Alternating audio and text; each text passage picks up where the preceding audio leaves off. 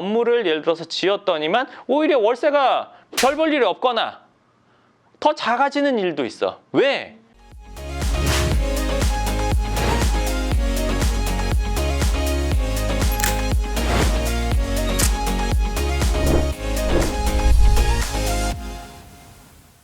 네, 반갑습니다. 연금처럼 월세 받게 해주는 연금형 부동산 연구소 황 소장입니다. 네, 오늘은 지난번에 제가 얘기했었던 어떤 건물을 신축하고 어떤 건물을 리모델링 해야 되나 이거에 대해서 얘기할 건데요. 오늘도 지난번에 했던 것처럼 저희 직원들과 이제 얘기하는 걸로 내용을 전달해 드릴 거니까요. 좀 편안하고 자연스러운 그런 분위기로 진행하도록 하겠습니다. 네. 그러면 우리가 예를 들어서 30억 정도가 있다. 그러면 30억 정도로 건물 리모델링 하는 게 맞을까? 아니면 건물을 신축하는 게 맞을까? 어떤 건물을 리모델링 하는 게 맞고 어떤 건물은 신축하는 게 맞을까? 그러니까 처음에 보면 건물을 보면 이거는 리모델링 하면 좋을 것 같은데 이건 신축하면 좋을 것 같은데 모르는 상태에서는 그냥 그런 생각을 갖게 되는 거죠. 네. 생각을. 네. 뭐 좀 쉬운 예를 들면 이 사람은 성형을 해야겠다. 이 사람은 좀 화장으로 되겠다. 이건 뼈대의 문제면 성형수술을 해야 되고 좀 피부톤의 문제면 화장으로 되겠다 이런 느낌이 오는 거잖아요. 그거와 마찬가지로 건물도 보면 요거는 리모델링만 좀 예쁘게 하면 임대를 잘 들어올 수 있게 할 것 같은데 내지는 그러면 가치가 높아질 것 같은데 이런 게 있고 이거는 완전 철거하고 지어야겠구나 이렇게 생각을 할 수 있는데 아까 말한 것처럼 뼈대의 문제 같아서 성형수술 해야 될 것 같고 톤의 문제일 것 같아서 화장해야 될 것 같지만 성형외과 의사가 볼 때랑 메이크업 아티스트가 볼 때랑 즉 전문가가 볼 때는 또 그게 달라진단 말이죠. 그렇죠. 저 건물은 무조건 철거하고 지어야 될 것 같아. 근데 저건 철거하면 안 되는 건물이 있고 어떤 건물은 철거해야 되는 건물이 있어요. 그게 왜 그러냐면 자 이만한 땅이 있다고 칠게요.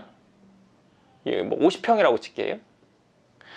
50평의 땅에 건물을 짓는다고 하면 반드시 두 가지 법에 저촉을 받게 돼 있어요. 뭐냐면 건폐율, 용적률. 건폐율은 건물이 덮을 폐, 비율. 건물이 덮는 비율. 건폐율. 건물이 덮는 비율이 예를 들어서 50%다. 지금 뭐 2종은 60%고 뭐 3종은 50% 뭐 이런데 어쨌건 편하게 얘기를 했을 때 건폐율이 50%다. 건물이 덮는 비율이 50%. 이거 계산하기 쉽게 100평이라고 할게요. 100평의 건폐율이 50%다. 그러면 50평의 땅에만 건물을 지을 수 있어요. 50평의 땅에만. 50평은 비워야 돼. 왜? 우리가 어디 가서 보면 그 건물이 들어와 있는 땅 전체 꽉 채워서 지는 게 아니라 앞뒤 좌우 이렇게 비어 있는 경우도 많아요. 그게 법 때문에 그렇지 그게 아니면 다 꽉 채워서 짓고 싶단 말이지. 건폐율이라는 거에 반드시 저촉을 받게 돼 있고 또 하나는 용적률. 쓸 용, 적층한다.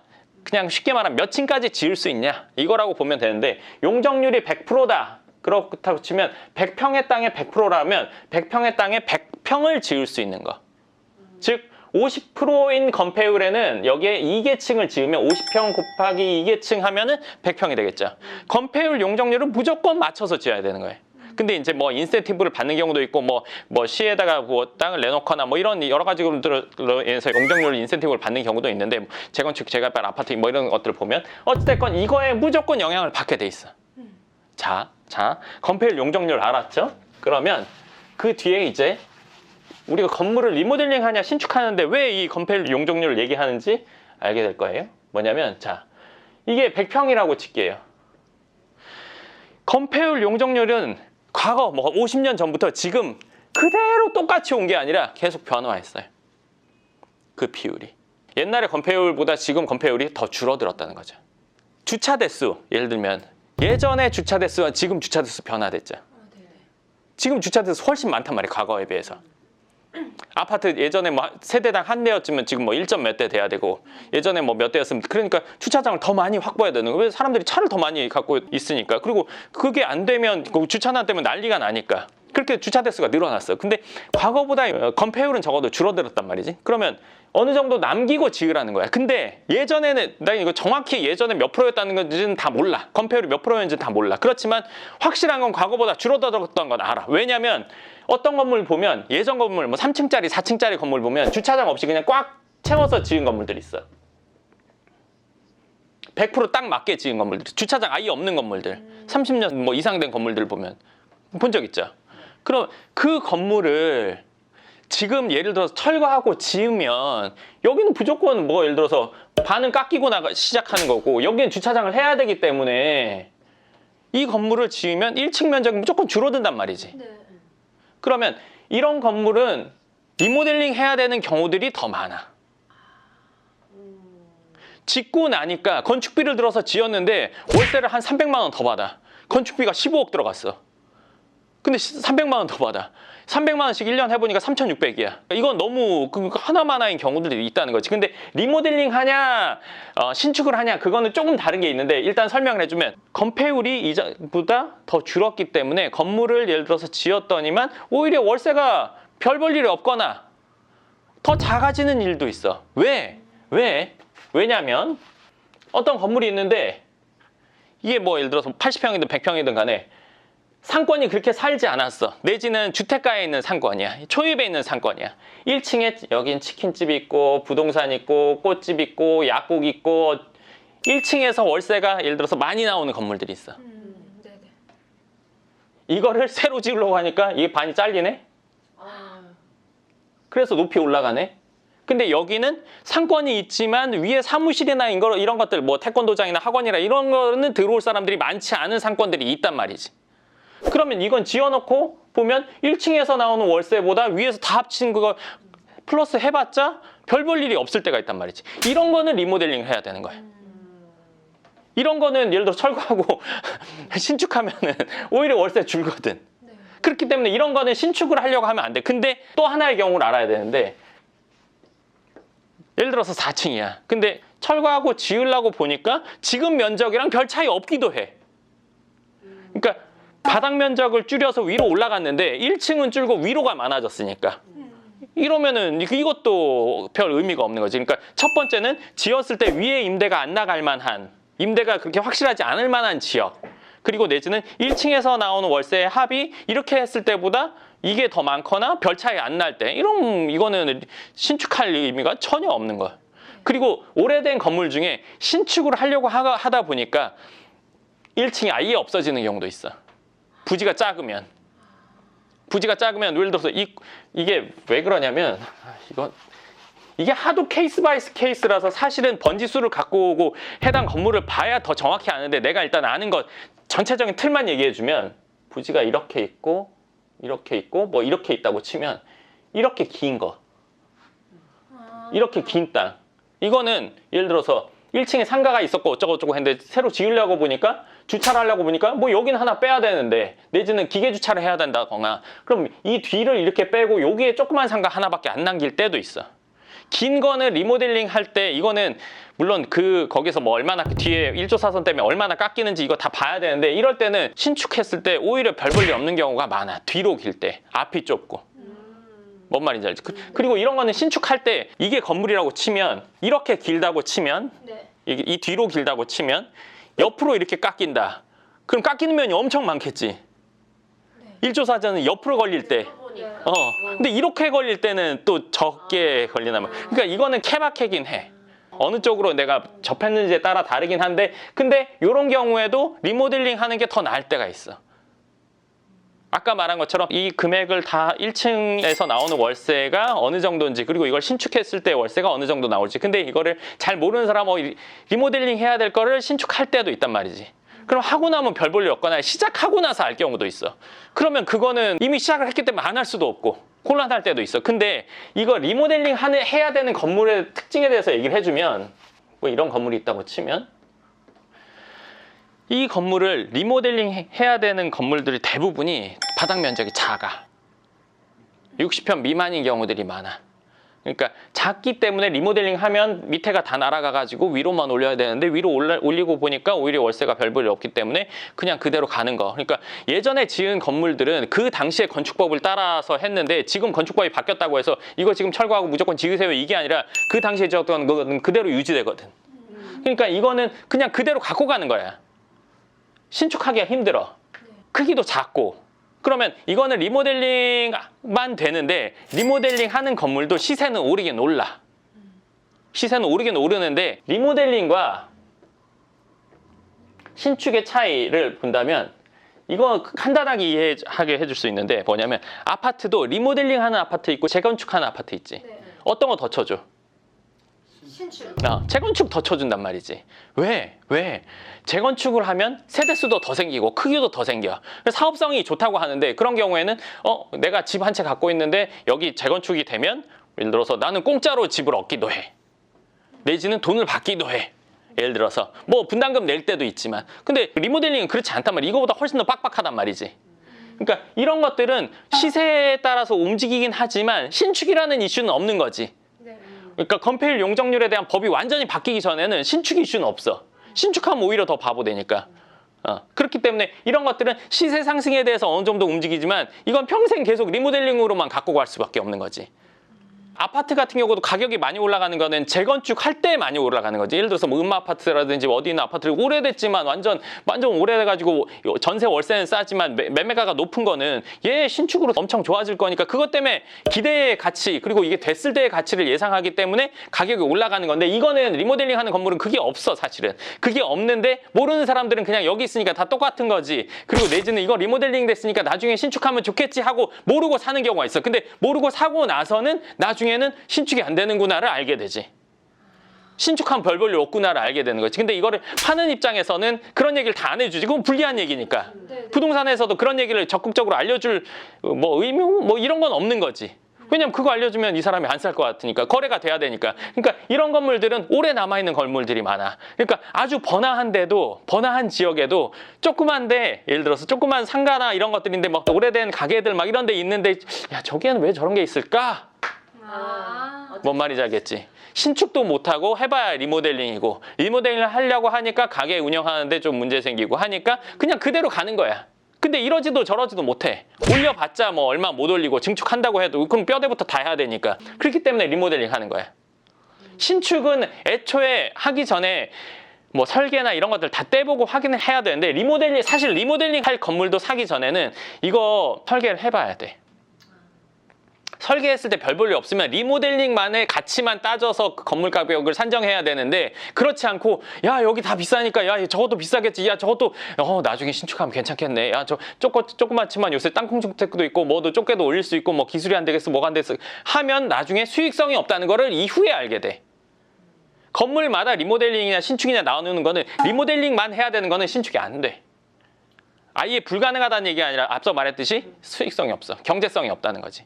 근데 그런 것들을 이제 뭐 물론 본인이 쓰려고 살 수도 있고 뭐도 하고 있지만 둘 다 가능한 게 더 좋겠지.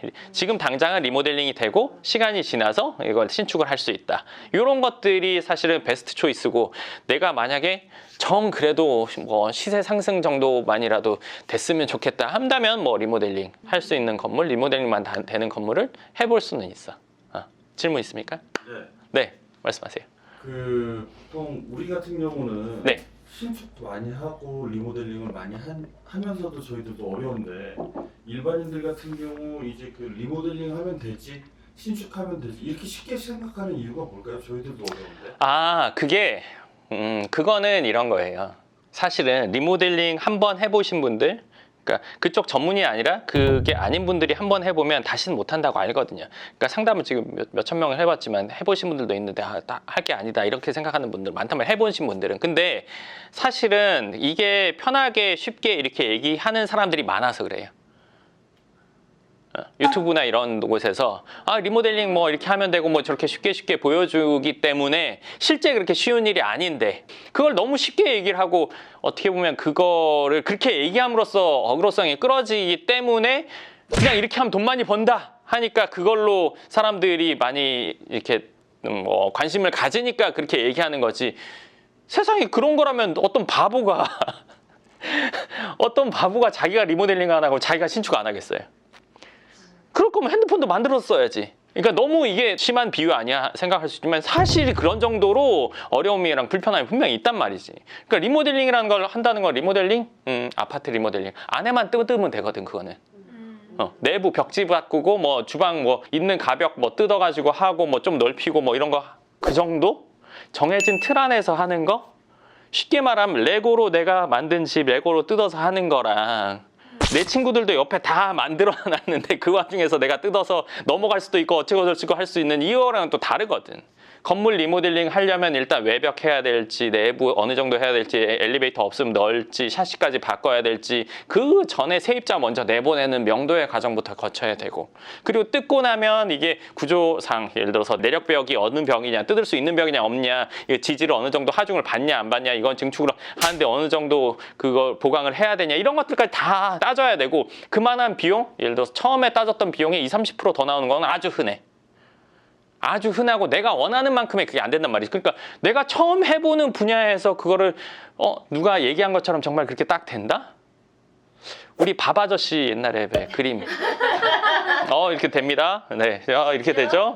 이게 되죠. 하다 보면 막 강 나오고 막 산 나오고 막 이렇지만 내가 비슷하게 하면 이게 개칠이 되잖아. 그거나 똑같은 거야. 사실은 이분한테는 쉽지, 쉬운 일이야. 근데 대중에게 이걸 쉽다고 하면 사실은 그건 뻥이고 거짓말이고 더 심하게 말하면 농락이지. 이게 보통 사람 할 수 없는 영역이란 말이지. 몇 년을 해야 되겠어. 그러니까 리모델링이나 신축 그보다 더 하는 과정인데 그걸 그냥 무조건 쉽게만 편하게만 얘기해 준다는 거는 사실은 말이 안 되지. 말이 안 되지. 그럼 모든 분야의 전문가라는 건 존재하지 않는 게 맞지. 그림 하다못해 집에서 그림만 그리는 거, 이것도 전문성이 있고 잘하는 사람이 있는 건데, 신축은 그거보다 또 더하면 더했지 쉬운 과정은 난 아니라고 보거든. 그만한 어려움이 있고 불편함이 있고 사람들 만나는 거고 건설사 만나고 설계해보고 법에 맞니 안 맞니 주변에 민원 이런 거부터 해가지고 임대 넣는 거 뭐 명도 하는 거부터 이 과정이 적지가 않은데 그걸 그냥 말로 예 뭐 이렇게 하면 됩니다 이렇게 좋게만 얘기하는 거는, 그거는 관심을 받기 위해서는 그렇게 얘기할 수 있지만 현실은 그거와 전혀 다르다는 거. 근데 이제 그렇게 말을 하는 사람이 많으니까 정말 그런가 보다 오해를 하는 거지. 근데 실제로 해보면 그게 아니라는 걸 알게 돼. 무조건 알게 돼. 무조건 그게 편하게 쉽게 되는 일은 존재치 않아. 네, 그거 한 번도 본 적은 없는 것 같아요. 그러면은 그 리모델링이나 신축을 하기 전에 그 설계 사무실이랑 협의를 하잖아요. 회의 미팅을 하는데 그럼 그 설계 사무실은 어디서부터 어디까지 해줄 수 있는? 그게 이제 예를 들면 뭐라고 말할 수가 참 없는 게, 설계 사무실이라고 해도 하는 영역이 다 다르고 그 사람의 역량이 또 다 다르고 신경 써주는 거의 기준이 또 다 달라. 다 만나보는 수밖에 없어. 예를 들어서 어떤 플랫폼처럼 음식을 시켜 먹는데 쿠팡이나 뭐 배민에서 시키면 그냥 오는 것처럼 딱 정해진 서비스가 있는 게 아니야. 설계사인 분들 중에도 내가 하려는 상업용 건물을 많이 해본 사람이 있고 주거형을 많이 해본 사람이 있고 예를 들어서 관공서 걸 많이 해본 사람이 있고, 그리고 그분의 나이대나 그분의 성향이나 그리고 이 지역에 맞는 거를 파악까지 해주는 사람이 있고, 그거와 상관없이 해달라는 대로만 해주는 사람이 있고, 돈 준 만큼 해주는 사람이 있고, 돈 준 거보다 좀 더 해주려는 사람이 있고, 다 달라. 다 달라. 그러니까 사실은 괜찮은 사람을 만나는 것 자체가 일단은 쉽지가 않단 말이지. 설계 잘하는 회사, 아주 큰 회사들 있어. 보통 접근하기 어려워. 그리고 조그만 건 안 해. 그럼 보통의 설계사인 분들을 만나야 되는데 누가 잘한다? 대부분 소개나 검색이란 말이지. 근데 그중에 괜찮은 사람을 찾는 것 자체가 쉽지가 않지. 그냥 규격화돼서 딱 이것만 선택하면 돼. 이 시장이 아니거든. 그리고 설계를 한다고 치면 이 지역에 내가 이런 걸 지으려고 해요. 여기 상업용 건물을 지으려고 해요. 그래서 내가 이거 한 층에 몇 평으로 할 거예요. 설명을 했어. 예. 여기 상업용 건물 그럼 한 층에 몇 평씩? 이 사람이 얘기한 대로 해. 누군가는. 근데 누군가는 사장님 제가 거기 지역을 잘 아는데 거기는 지금 50평대보다는 20평대가 훨씬 더 임대가 잘 나가니까 이거 쪼개시는 게 더 나을 것 같습니다. 가이드라인 제시해 줄 수 있는 사람은 극히 드물어. 그 지역에 대해서 알아야 돼. 설계는 설계만 하는 거지 지역 분석까지 하는 건 플러스 알파야. 무슨 말인지 알겠지? 그러면 이거를 하는 영역은 또 다른 사람이 또 있어. 이런 사업 전체를 컨트롤해 주는 사람이 있어. 근데 이런 사람들 중에도 이렇게 정말 시장을 확인하고 여기에 맞는 것들을 제시해가지고 그거에 맞게 해보자고 의견을 주는 사람이 있는 반면 이 사람 말한 거 그냥 전달만 하는 사람도 있어. 그럼 이 건물이 엉망진창이 되지. 그 엉망진창이 막 이상하게 지어졌다는 게 아니라 건물이 지어졌는데 원하는 만큼의 그런 임대나 이런 것들이 잘 안 된다는 거가 있지. 그리고 쓰기가 불편한 경우도 있고. 건물은 일단은 세입자들이 들어오기 좋아야 되고 한번 들어오면 쓰기 좋아야 되고 안 나가고 싶어야 되는 게 기본이야. 그리고 거기에 어떤 수요가 있는지 파악하는 게 기본이 돼야 되고. 근데 그 설계사인 분들이 그런 것들 잘 하는 경우는 극히 드물단 말이야. 설계만 잘해도 잘하는 사람이니까. 그렇죠. 근데 이런 것까지를 해줄 수 있는 그런 경우가 드물거든. 그러니까 내가 이걸 그렇게 어렵게만 말하나, 이게 현실이야. 이게 현실이고 사실인데 그냥 나한테 하면 잘합니다. 뭐 나한테 하면 잘합니다. 뭐 누군가는 그렇게 할 수 있지만 그렇지만은 않거든. 그러니까 괜찮은 사람을 만나는 것부터가 시작인 거야. 그런 사람, 그러니까 모든 일이 사실은 인간관계잖아. 괜찮은 사람한테 하면 그 사람이 잘 못하더라도 어떻게든 잘해주려고 하는 것 때문에 내가 마음 편할 수도 있는 거고, 잘 안 됐으면 그 사람이 뭔가 수정해서 잘 되는 방향으로 갈 수도 있는 문제인데, 그렇지 않고 이거 뭐 이거면 됐지, 이런 사람 만날 수 있거든. 처음에는 막 확실하게 얘기했다가 엉뚱한 결과 나왔어도 다 그런 거예요. 그럼 나는 모르는 입장에서 당할 수밖에 없거든. 리모델링이나 건축이나 다 똑같아. 이거 리모델링이나 신축 해보신 분들은 100% 공감해. 그럴 수밖에 없어. 근데 많은 사람들이 이걸 쉽게 얘기하니까 쉽게 이제 덤벼들었다가 낭패 보는 경우들이 있는 거지. 그리고 특히나 처음 시작하는 분들은 금액 싼 거 당연히 이게 최소 투자의 최대 효과를 누리는데, 싼 거는 100% 비지떡이야. 건축이든 리모델링이든 다 똑같아. 적정 가격이라는 선을 내가 아냐 모르냐 이거에 따라 다른데, 그 적정 가격 밑에 있는 거는 이건 무조건 날림이야. 그럴 수밖에 없어. 날림이 안 될 수가 없어. 너무 싼 걸로 보다 보면 이거는 축도 밥도 안 되는 거지. 건물 한 번 지으면 최소 30년 가는데. 그게 이제 현실이지. 그러면 내가 예를 들어 매수를 지금 원하는 게 아니라 건물을 갖고 있어요. 근데 신축해서 수익성이 안 나. 그러면은 차라리 파는 게. 근데 이제 그것도 본인 나이가 어느 정도인지, 내가 이제 젊은지 아니면 은퇴하고 지금 노후를 보내고 있는지. 노후를 보내고 있는데 여기서 월세가 어느 정도 나와서 내가 생활이 된다, 꼭 난 신축할 필요는 없다고 생각해. 왜냐면은 신축이 힘들기 때문에 본인이 더 늙어서 아플 수도 있어. 그러니까 결국 부동산 투자라는 게 행복하기 위한 거이고, 자산이 있으면 행복한 거에 도움이 되니까인데, 근데 내가 뭔가 어려운 일을 겪으면서 더 힘들어지거나 골치가 아파진다면 그거는 안 하는 게 나을 수도 있어. 근데 본인이 꼭 하고 싶다면 할 수도 있는 거지. 근데 연세가 있는 분들은 잘 안 하려고 해. 근데 이제 그 자녀들이 보기에 답답한 거지. 네, 진짜 우리 아빠가 빨리 저거 해서 지어야 되는데, 그래야 더 좋은데. 근데 그건 자기 생각이잖아. 근데 그건 자기 재산일 때는 그렇게 해도 돼. 근데 이제 본인 재산이 아닌 이제 부모님 재산, 뭐 가족이긴 하지만 거기에 대고 이래라 저래라 얘기하는 거는 글쎄라고 생각해. 왜냐면은 부모님이랑 나랑 생각 다를 수도 있잖아.